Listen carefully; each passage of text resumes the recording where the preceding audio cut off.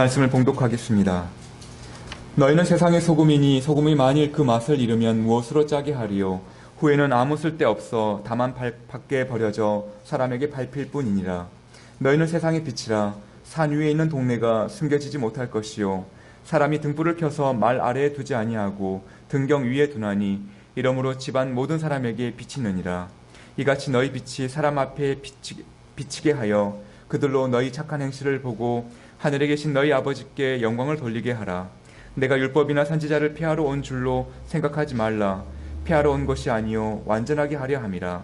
진실로 너희에게 이르노니 천지가 없어지기 전에는 율법의 1.1획도 결코 없어지지 아니하고 다 이루리라.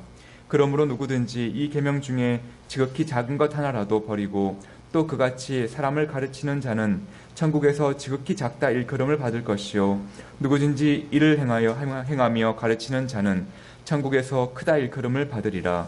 내가 너희에게 이르노니 너희 의가 서기관과 바리새인보다 더 낫지 못하면 결코 천국에 들어가지 못하리라. 아멘.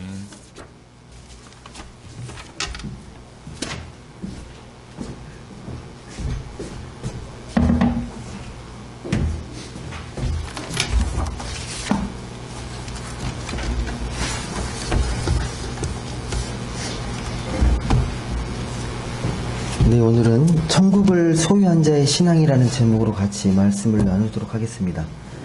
벌써 오늘 2월 마지막 주인데요. 이제 따스한 봄바람이 이제 불어오는 3월입니다. 교훈에 움츠렸던 마음들을 좀 잘 이렇게 활짝 여시고 주님의 말씀으로 더 마음이 더 풍요로워졌으면 좋겠습니다. 오늘 읽었던 이 마태복음의 말씀, 지금 공동체 성경 읽기에도 지금 이 말씀을 통해서 우리가 듣고 있는데, 이 마태복음 특히 이 5장부터 6장 그리고 7장에 있는 말씀은요, 교회에 대해서 부정적이고 또 성경을 잘 모르거나 무시하는 사람들도요 되게 높게 평가하는 부분 중에 한 대목들입니다. 5장 그리고 6장 7장이 그렇습니다. 소위 그 산상수훈이라고 그러죠. 예수님께서 팔복을 선포하셨던 그 장소가 산상인데 거기서 베풀었던 말씀, 그 말씀의 내용들이 매우 수준이 높습니다. 매우 수준 높은 도덕과 윤리가 발견되는데요.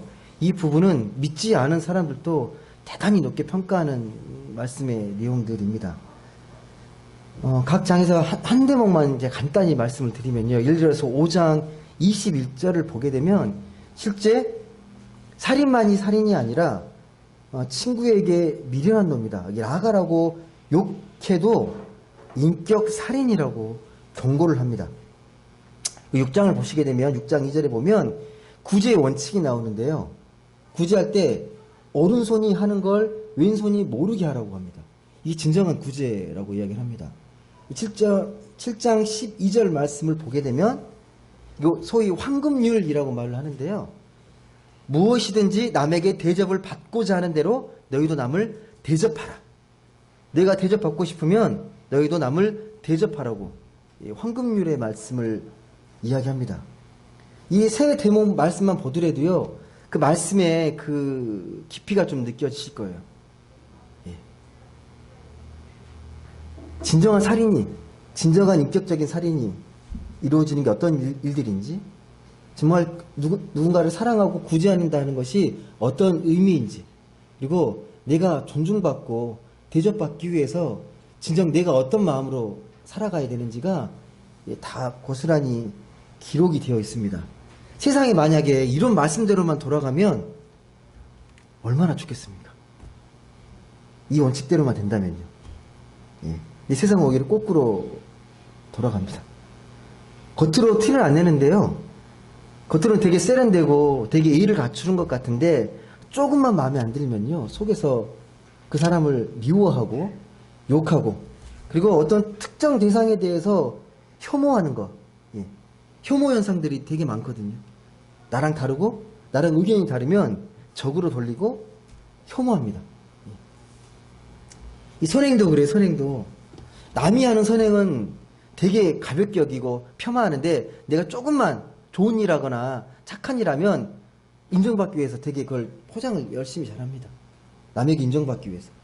자신의 선행은 대단한 것으로 치부를 합니다. 대접받는 것도 그래. 대접받는 것, 대접받고 싶어하는 마음도 강하지만 대접받을 권리에 대해서는 되게 민감한데요. 남을 대접하는 건 의외로 소홀합니다. 예.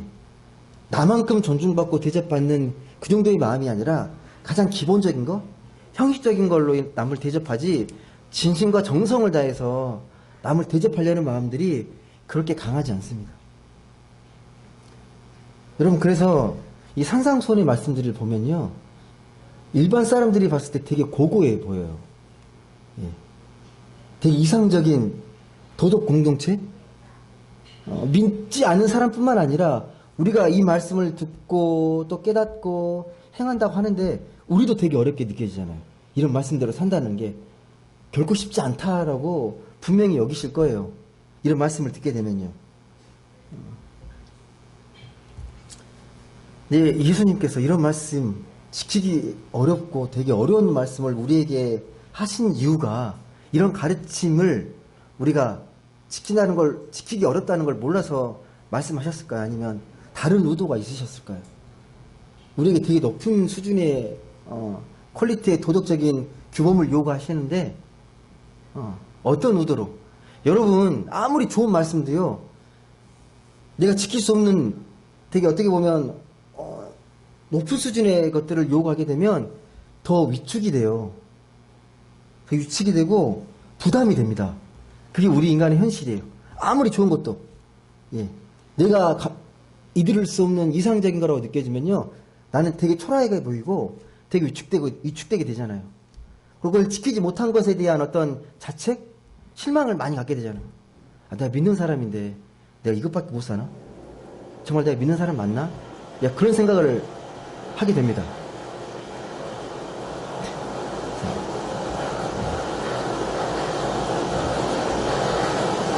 위에서 공사를 하는 거죠. 조금만 이해해 주시고.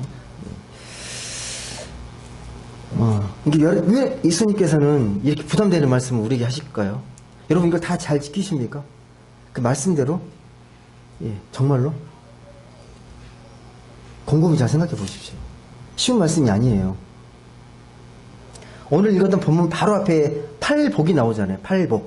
8가지 복인데요. 이 8가지 복의 말씀을 잘 보시게 되면 어떤 사람들에게 하는 말이냐면, 가난한 자, 애통하는 자, 목마른 자, 이런 자들이 복이 있다고 말씀합니다. 이런 자들이. 여러분, 가난한 자 되고 싶으십니까? 늘 슬퍼하고 싶으십니까? 목마르고 싶으십니까? 혹시 이런 사람이 복이 있다고 이런 사람 되고 싶으십니까? 아니면 이렇게 살면 복이 있다고 하니까 정말 그렇게 살고 싶으십니까? 여러분, 이렇게 복이 있다고 말하는 사람의 특징이 뭔지 아세요? 애통하는 자, 가난한 자, 목마른 자, 핍박받는 자, 소외된 자를 이야기하는 거거든요. 대접받지 못하고 소외되어 있고 되게 위축되어 있는 사람들이에요. 근데 주님께서 오히려 이런 사람들이 더 복이 있다고 우리에게 말씀을 하십니다.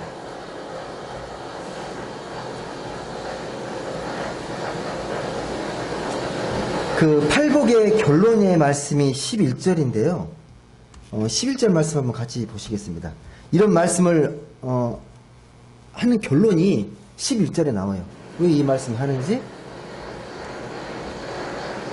한번 11절 말씀을 한번 같이 읽어보도록 하겠습니다. 같이 읽겠습니다. 시작. 나로 말미암아 너희를 욕하고 박해하고 거짓으로 너희를 거슬러 모든 악한 말을 할 때에는 너희에게 복이 있나니. 네. 너무 시끄러우니까 잠깐만 기다릴게요. 네. 조금만 양해해 주세요. 네. 네. 원래 주일날 공사 안 하시는데 여기가 여기 최근에 천장이 좀 샜거든요. 근데 위에가 저기 뭐라 그러죠? 예, 좀 노후된 데가 데가 있어가지고 수리를 해야 된다고 하시더라고요. 아마 그것 때문에 수리하시는 것 같은데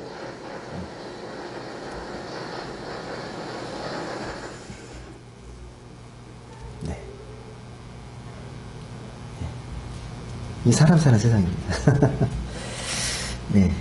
다시 말씀드릴게요. 이 팔복의 결론은 11절에 있는 말씀인데, 나로 말미암아 너희를 욕하고 박해하고 거짓으로 너희를 거슬러 모든 악한 말을 할 때에는 너희에게 복이 있다.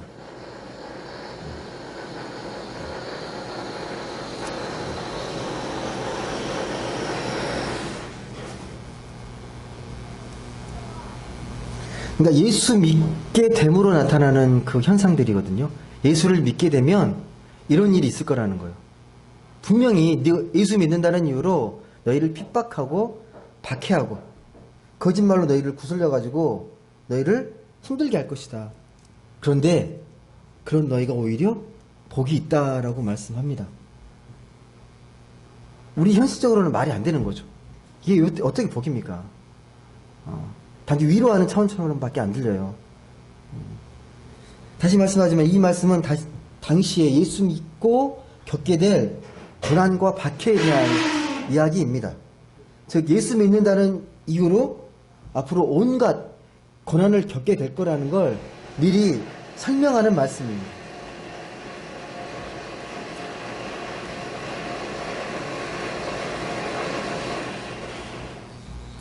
이 말씀은 1차적으로요. 근데 이 박해가 어떻게 시작이 되냐면 진짜 이 예언대로 예수께서 말씀하신 대로 이 일이 이루어지거든요. 이 예수를 믿었던 사람들이 핍박을 누구로부터 받기 시작하냐면 같은 동족인 유대인들로부터 이제 핍박을 받기 시작합니다. 누구요? 유대교를 믿었던 사람들.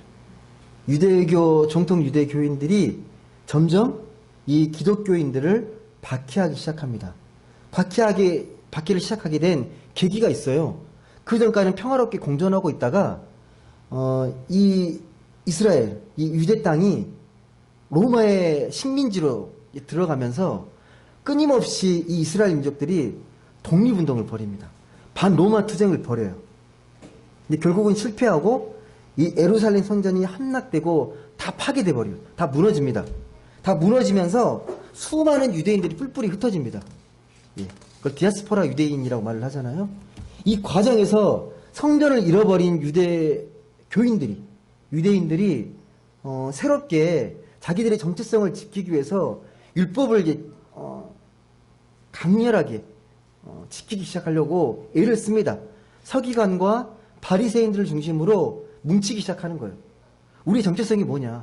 하나님이 주신 말씀을 고스란히 잘 지켜내는 게 우리의 정신이다. 우리의 정체성이다라고 하면서 더 엄격하게 율법을 지키려는 마음들이 강하게 됩니다. 율법주의 신앙을 더 강화시키는 거예요. 한동안 그래도 이 회당에서요, 유대 교인들하고 초기 기독교인들이 공존해 있었어요. 그러다가 이제 점점점 기독교인들에게 율법을 강요하기 시작합니다. 율법을 강요합니다. 그러다 보니까 점점 이제 회당에서 축출이 되는 거예요. 쫓겨나기 시작하는 거예요. 쫓겨나서 이제 어디로 넘어가냐? 종교재판에 넘겨지고 정치재판에 막 넘겨집니다. 그렇게 핍박하기 시작하는 거예요. 그리고 그들을 죄를 신문하기 위해서 증인을 세우잖아요. 다 유대인들이 증인을 세는 거예요. 더 적극적으로. 얘네들은 아니다. 하나님 못 얻겠다.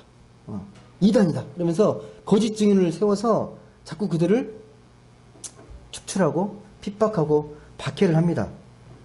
예. 같은 유대인인데도 불구하고 종교와 이념이 다르다는 이유로 핍박하기 시작하는 거예요. 예. 그 결정판이 뭐냐면 우리 잘 아시는 대로 예수 그리스도입니다. 예수 그리스도가 재판장에 서서 엄청난 핍박과 모략과 중상을 당하잖아요. 예. 유대교에서 거짓 증인을 세워가지고 예수님을 신문하기 시작합니다. 신문의 내용이 뭐냐면 예수님이 했던 말씀을 왜곡하고 변질시켜서 자꾸 이렇게 증인을 세우는 거예요. 예를 들면 예수가 이 성전을 사흘 만에 헐겠다고 했다. 이건 신성모독이고 폭력교사다 라고 자꾸 증인 세워서 범죄자로 만드는 거죠. 그 역할들을 유대인들이 한 겁니다. 그게 바뀌기 시작이 됩니다. 오늘 읽은 이 마태복음은요, 특별히 마태, 마가, 누가, 요한 중에 유대인들을 위한 복음서예요. 유대인들을 복음화시키기 위해서 유대인으로서 유대교를 믿다가 예수 그리스도를 믿게 된 유대교 그리스도인들, 그들을 위한 복음서입니다. 그들의 정서와 그들의 문화와 그들의 배경을 잘 고려해서 그들에게 쓰여진 말씀이 마태복음입니다. 무슨 말이냐면 유대교의 뿌리를 둔 기독교인들을 위한 성경이기 때문에요. 그런 바탕이 없는, 그런 뿌리가 없는 헬라파, 이방인 유대인들과는 말씀의 그런 색깔, 말씀의 전달이 표현이 달라요. 똑같은 말씀인데 대상에 따라서 말씀을 전하는 이 매개체가 다르다는 거예요. 정신은 똑같은데 어떻게 말씀을 전하느냐가 마태, 마가, 누가, 요한이 조금씩 다릅니다. 태생이 유대 기독교인들이기 때문에 그걸 이해하지 않고 복음을 전하는 건 어렵습니다. 그걸 알아야 돼요. 그래서 자꾸 구약에 있는 말씀을 인용하고 구약에 있는 그 하나님의 말씀이 어떻게 예수 그리스도와 연결되는지를 잘 그들의 전통과 율법을 통해서 잘 설명을 합니다. 여러분, 그래서 유대교 출신 그리스도인들이 초창기에요. 유대교에 가지고 있던 전통과 그런 예전들을 많이 지킵니다. 사도행전 2장을 보게 되면 베드로는 여전히 유대인들이 지켰던 기도 시간을 잘 지켰고 성령 출입을 계속 하잖아요. 그리고 베드로도 이 이방에 선교여행 하면서도 어느 지역을 가든 간에 유대인 회당을 꼭 먼저 찾았습니다. 유대인의 회당을. 그리고 가능한 한 이 유대교와 이 기독교가 관계를 잘 가지려고, 좋은 유대 관계를 가지려고 애를 많이 썼습니다. 여러분 좀 이해되십니까? 기독교가 처음부터 이렇게 분리되려고 했던 게 아니고요. 같이 잘 공존해가지고 같이 살아가려고 했었어요. 근데 핍박이 시작되고 받기 시작하면서 자연스럽게 분리되긴 했는데 왜 그들과 함께 공존하려고 했냐? 잘 생각해 보십시오. 이 이스라엘 이 공동체에서는요, 유대교는요, 그들의 큰 우산이에요. 그들이 살아갈 수 있는 생존터예요. 유대교라는 게요. 근데 거기서 추출되거나 분리되면 그때부터는 생존이 불안해지고 미래가 불확실합니다. 마치 지금 이슬람교에서 이슬람 신앙을 포기하게 되면요, 모든 걸 포기하는 것과 똑같은 거예요. 그래서 어떻게든 좋은 관계로 유지하려고. 그리고 로마 시대에도 각 민족 종교를 존중해주고 인정해줬거든요. 유대교는 그런 전통을 인정받고 민족 종교로서 대우를 받습니다. 하지만 기독교는 그렇지 않았어요. 예. 기독교는 신생 종교. 당시엔 듣보잡이잖아요. 새로 생긴 종교잖아요. 그래서 어떻게든 유대교에 좋은 관계로, 좋은 친밀한 관계로 유지하면서 자기들의 신앙을 유지하려고 애를 썼습니다. 근데 자연스럽게 분리가 돼버린 거예요. 성전이 무너지고 핍박이 시작되면서 분리가 된 겁니다.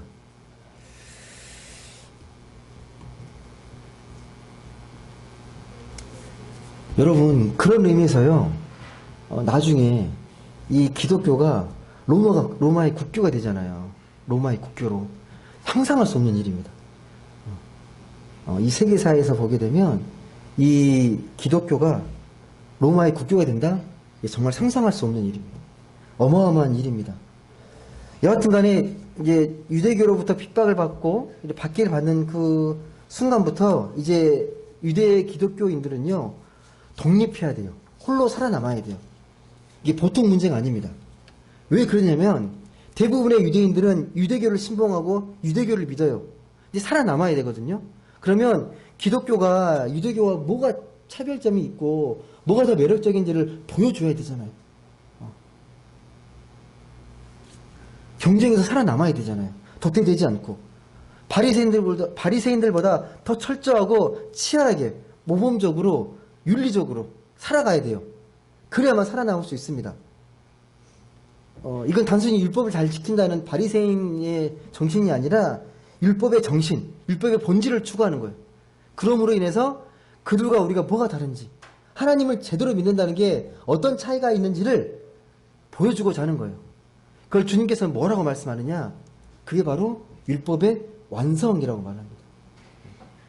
실제적인 삶에서 바리새인보다 더 능력 있고 매력적이어야 한다는 거예요. 그 표현이 뭔지 아십니까? 마태복음 5장 13절에 기록이 되어 있습니다. 마태복음 5장 13절 말씀. 한번 읽어보시죠. 오늘 말씀인데요. 같이 읽어보겠습니다. 시작. 너희는 세상의 소금이니 소금이 만일 그 맛을 잃으면 무엇으로 짜게 하리요? 후에는 아무 쓸데없어 다만 밖에 버려져 사람에게 밟힐 뿐이니라. 많이 듣던 말씀이죠. 세상의 소금, 세상의 빛. 너희는 세상의 소금이니 소금이 그 맛을 잃으면 무엇으로 짜게 하리요? 후에는 아무 쓸데없어 다만 밖에 버려져서 사람에게 밟힐 뿐이니라. 무슨 말이냐면 빛과 소금이라는 그리스도인의 정체성을 잃어버리면 그때부터는 버림받는다는 거예요. 버림받는다는 거예요. 이게 되게 진지한 말씀입니다. 당시에는요. 너희가 세상의 소금과 빛이 되지 않으면 너희는 다 밟혀서 벌어질 거야. 너희는 다 도태될 거야 라는 말을 경고성의 말씀이에요. 가벼운 말씀이 결코 아닙니다. 이 세상의 소금, 또 14절과 15절 보시면 빛이라는 말로 표현합니다. 너희는 세상의 빛이라. 산 위에 있는 동네가 숨겨지지 못할 것이요 사람이 등불을 켜서 말 아래 두지 아니하고 등경 위에 두나니 이러므로 집안 모든 사람에게 비치느니라.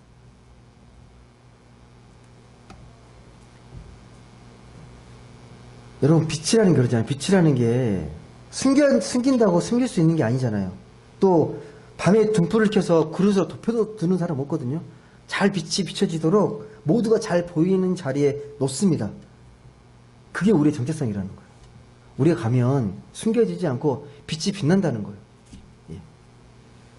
우리도 세상에 빛처럼 살아야 한다.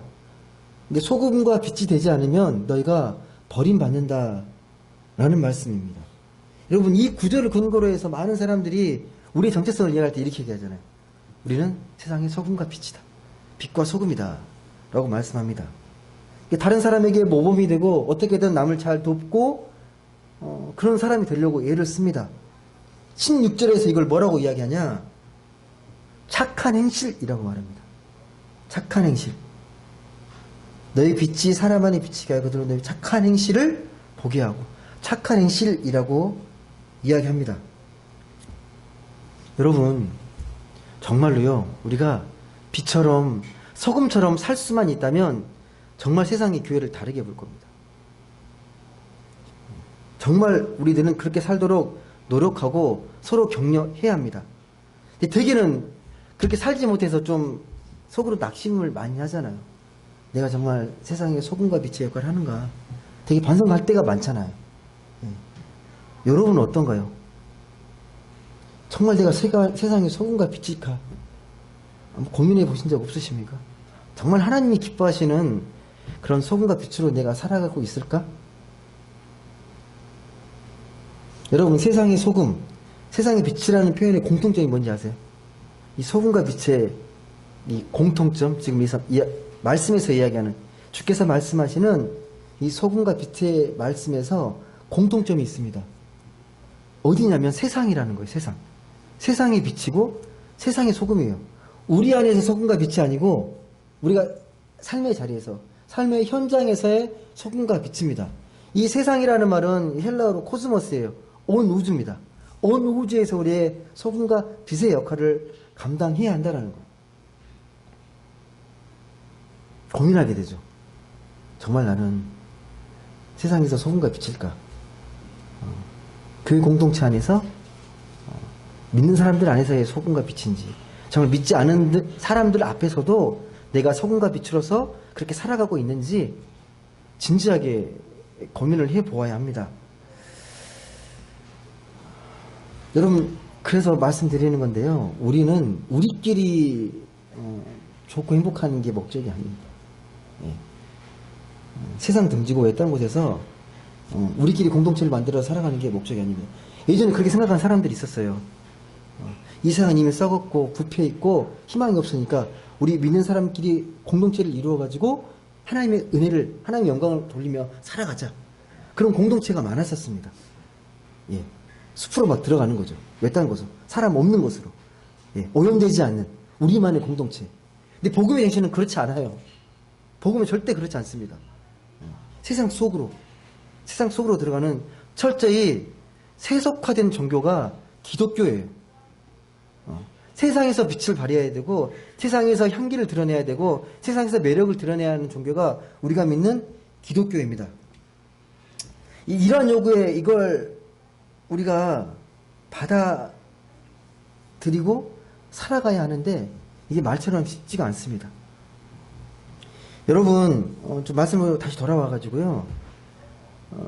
유대교를 믿던 사람들이 이제 기독교인들에게 강요하잖아요.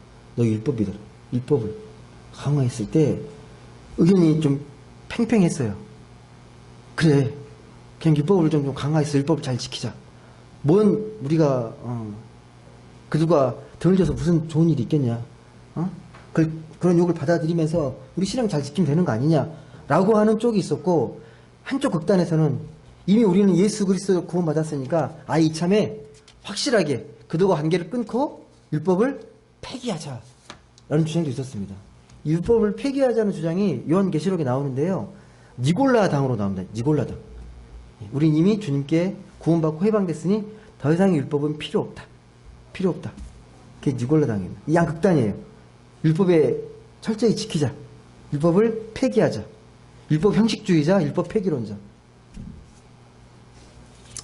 율법을 폐기하자는 주장이 소위 말하는 영지주의입니다. 우리가 영혼은 구원받았기 때문에 우리 육체는 아무렇게 살아도 상관없다고 하는 거예요. 영과 혼을 분리시키는 거죠. 그러니까 이 땅에서 여러분은 영지주의의 영향이 강하면 강할수록 이 땅은 별로 중요하지 않아요. 내가 죽어서 천국만 가면 되니까. 이 땅의 소망과 이 땅의 의미는 별로 가치가 크지 않습니다. 나타나는 현상이 두 가지잖아요. 쾌락에 빠지든 어떻게든 상관없으니까. 내 영혼이 구원받아서. 아니면 철저하게 금욕하든가. 둘 중 하나예요. 근데 복음의 정신은 그거 아니에요. 복음은. 폐기도 아니고 형식도 아니에요. 율법을 지키되 율법의 본질과 정신에 충실한 교회를 세워가는 거예요. 그 하나님의 정신, 말씀을 주셨던 그 율법의 정신을 충실히 세워가는 게 우리가 믿는 이 기독교입니다. 주님께서는 쉽지 않은 이 팔복을 언급한 이유가 분명히 있습니다. 그냥 이야기한 게 아니에요. 오늘 말씀 한번 17절 말씀 한번 읽어보십시오. 17절 말씀 한번 같이 읽어보도록 하겠습니다. 5장 17절의 말씀입니다. 마태복음 5장 17절 말씀 같이 읽겠습니다. 시작. 내가 율법이나 선지자를 폐하러 온 줄로 생각하지 말라. 폐하러 온 것이 아니요 완전하게 하려 함이라. 이 말씀을 쭉 하시면서요 17절 이렇게 말씀하는 거예요. 내가 지금 율법이나 선지자를 폐하러 온 줄 알지? 이렇게 말한다고. 아니다. 폐하러 온 게 아니라 완전케 하려 한다. 여러분, 어느 누구도 율법을 완전하게 지킬 수 없습니다. 율법의 조문들을 완벽하게 지켜낼 수 없습니다. 근데 이 말씀을 왜 하시는 거예요? 완전하게 지키라고?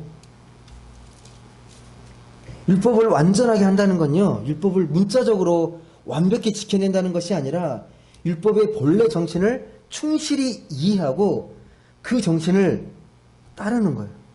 율법의 본래 정신을 충실히 이해하고 그 정신을 온전히 따르는 겁니다.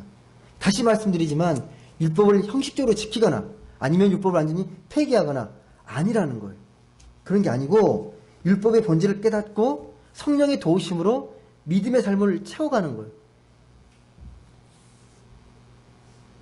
예수님께서는 계속 그런 율법의 정신을 계속 이야기해요.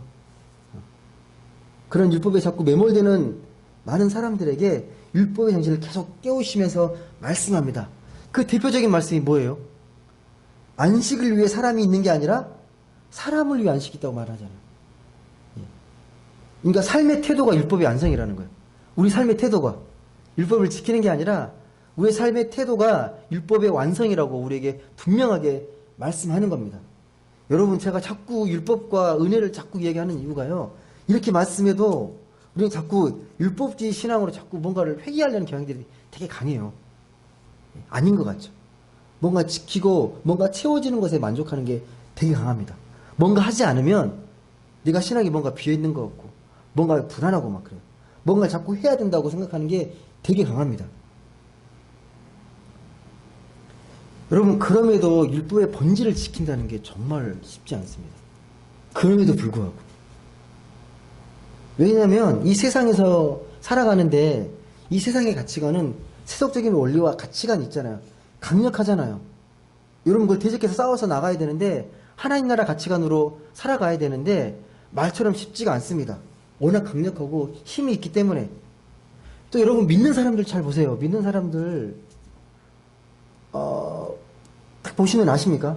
아, 이분은 정말 복음의 정신에 충실히 잘 살아가는구나. 율법적인 거 아니야? 라고 여러분 어떻게 구별하십니까?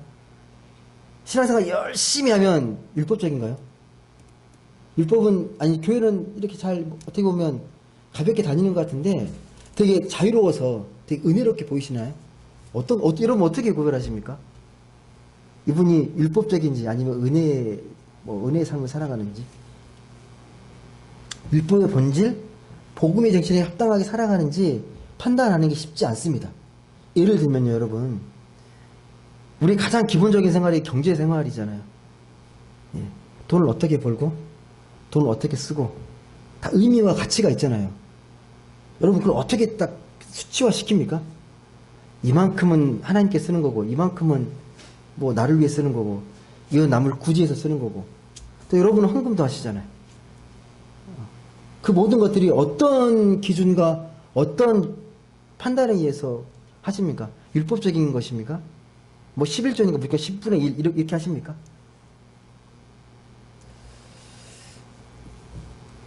우리가 먹고 살아야 되잖아요. 먹고 살고 좀 풍요롭게 살아야 되잖아요. 그 풍요롭게 산다는 기준은 어떻게 잡으실 거예요? 내 삶을 누리고 윤택하게 살면서 또 자녀도 키우고 교육도 시켜야 되는데 얼만큼 교육을 시킬 겁니까, 여러분? 얼만큼의 돈을 가지고. 이런 모든 것들을 수치화시키고 객관화시키는 건요, 어렵습니다. 제가 그래서 자꾸 말씀하는 거예요. 아, 나는 율법적이지 아니야 라고 말할 수 있는, 아닌 경우가 너무 많아요. 예. 조그만 복음에 대한 이해를 갖고 바라다 보시면 내 신앙이 율법에 치우쳐 있는지, 너무 방임에 치우쳐 있는지 한번 보셔야 돼요. 너무 율법을 무시하고 있는 건 아닌지. 여러분, 그런 의미에서 우리의 관점이 좀 새로워질 필요가 있습니다. 자꾸만 우리가 아니라고 하는데 율법적인 관점이나 세상적인 가치관이 아니라 새로운 안목이 필요합니다. 하나님 나라의 관점이 우리에겐 반드시 필요합니다. 그게 오늘 제목의 하나님 나라를 소유한 신앙이거든요. 천국을 소유한 신앙이라고 제가 말씀드리고 싶은데, 그 하나님 나라의 윤리가 무엇인지를 여러분이 잘 깨달아야 합니다. 하나님 나라의 기준, 하나님 나라의 윤리, 그게 오늘 읽었던 19절에 기록되어 있어요. 여러분, 이 말씀은 가볍게 지나쳐 읽을 수 있는데 중요한 기준입니다. 하나님 나라의 윤리를 생각하는. 한번 19절 말씀 좀 우리가 생각하면서 읽어보도록 하겠습니다. 마태복음 5장 19절에 있는 말씀 한번 같이 읽어보도록 하겠습니다. 같이 읽겠습니다. 시작. 그러므로 누구든지 이 계명 중에 지극히 작은 것 하나라도 버리고 또 그같이 사람을 가르치는 자도 천국에서 지극히 작다 일컬음을 받을 것이요, 누구든지 이를 행하며 가르치는 자는 천국에서 크다 일컬음을 받을 것이라. 이 말씀 어떻게 이해하십니까?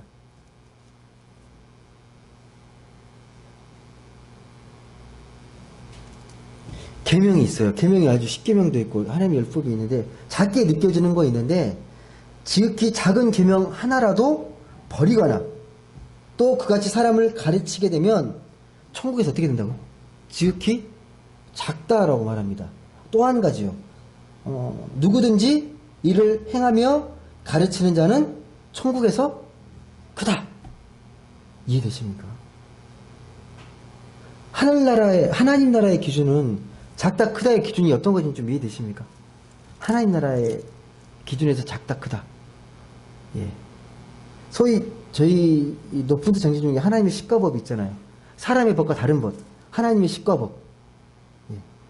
우리가 크다고, 하나님이 크다고 여기는 게 아니잖아요. 사람의 기준이잖아요. 우리의 기준이 전혀 다를 수 있다는 거예요. 우리에겐 되게 중요한 일인데 하나님 보시기에는 별로 중요하지 않아요. 근데 우리는 대수롭지 않게 여기는 매우 작은 일인데 하나님은 그걸 너무 귀하게 생각하고 가치 있게 여기십니다.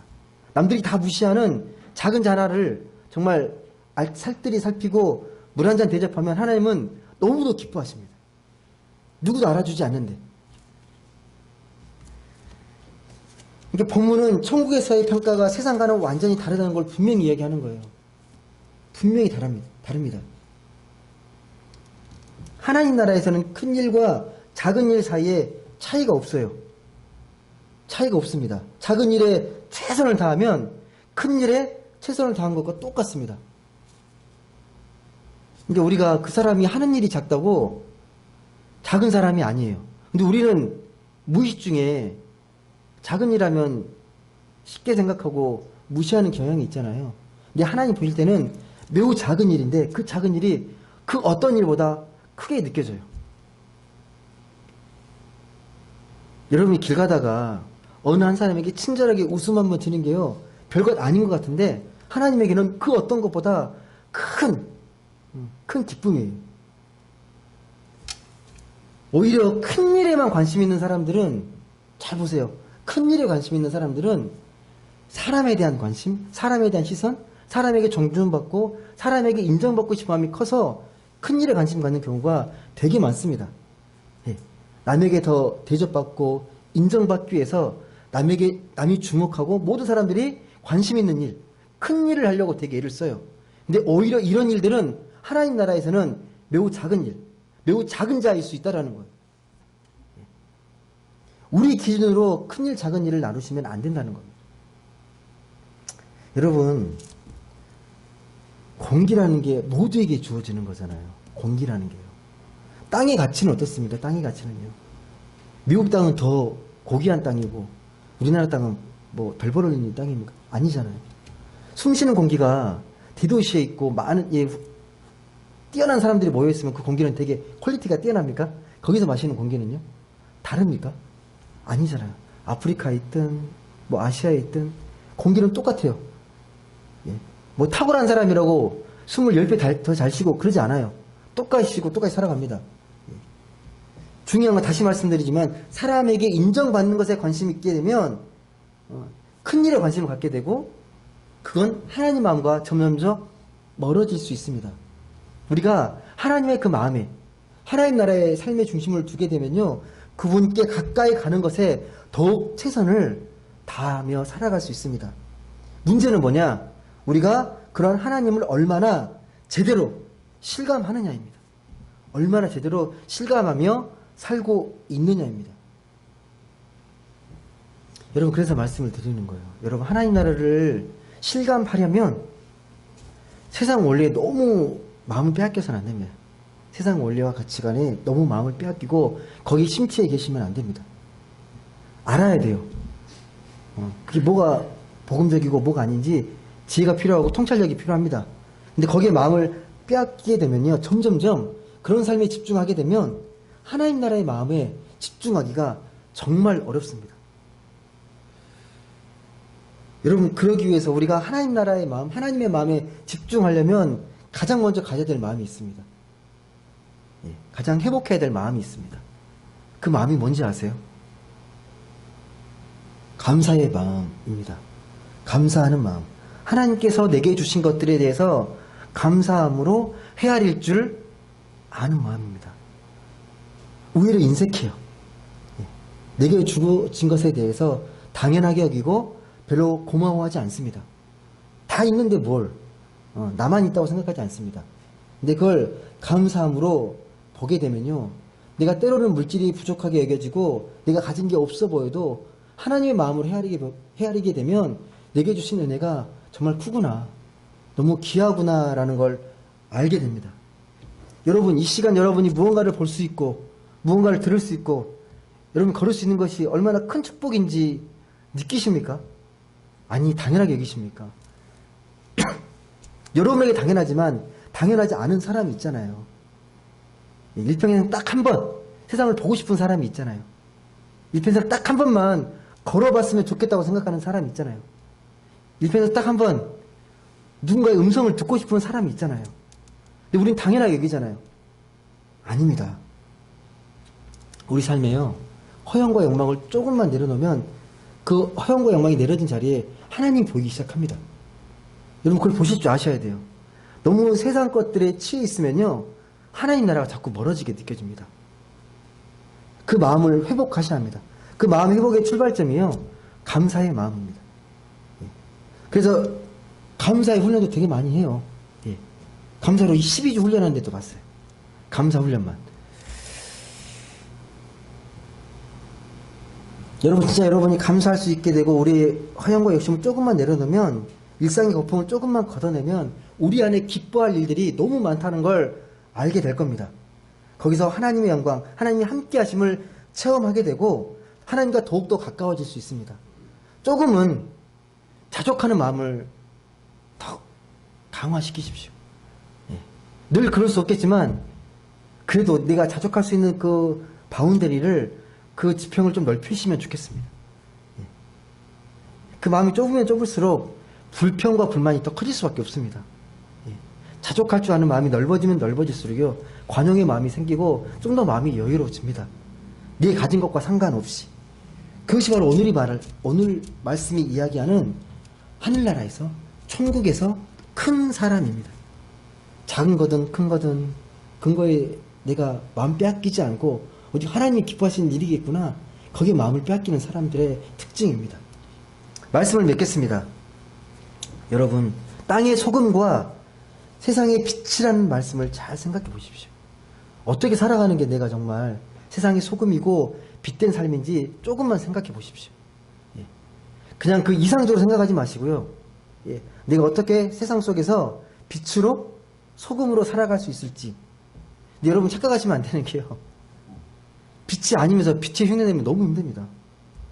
빛도 아닌데 빛되게 살아야 한다고 빛을 막 하려고 그러면 막 지치고 힘들어서 못해요. 여러분이 하나님의 은혜로 빛된 존재로 바뀌어야 자연스럽게 빛이 비치는 거예요. 착각하시면 안 돼요.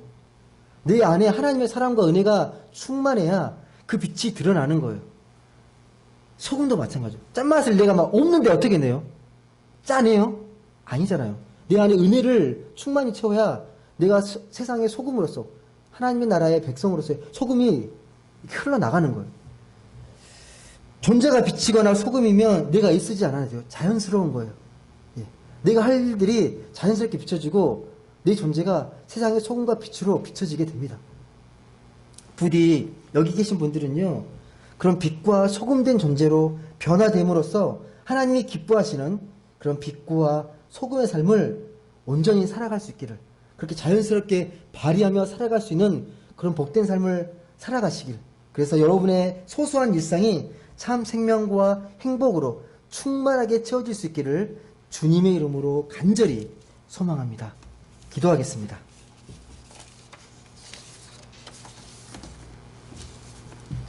사랑과 은혜의 하나님, 감사합니다. 오늘도 귀하고 복된 주일을 맞아 주님 앞에 섰습니다. 우리가 예배자로서, 하나님의 자녀로서 우리가 어떤 말씀 속에서 어떤 말씀을 깨닫고 하나님 자녀답게 살아가야 될지를 깨닫게 하여 주시고 은혜를 베풀어 주시옵소서. 하나님, 우리가 세상의 빛과 소금으로 그렇게 살아가기 위해서 감사함의 능력이 회복되기를 간절히 소망합니다. 내게 주어진 것을 당연하게 여기지 않고 오직 주님이 주신 그 은혜의 깊이에서 내게 주신 놀라운 축복과 은혜를 헤아릴 줄 알고 그 은혜의 풍성함 속에서 이 세상의 빛과 소금으로 이웃을 살리고 이웃을 회복하고 이웃에게 하나님의 복음을 온전히 전하며 살아가는 그런 복되고 행복한 신앙인 다 될 수 있도록 주님 축복하여 주옵소서. 감사드리며 사랑이 많으신 예수님의 이름으로 기도드립니다. 아멘.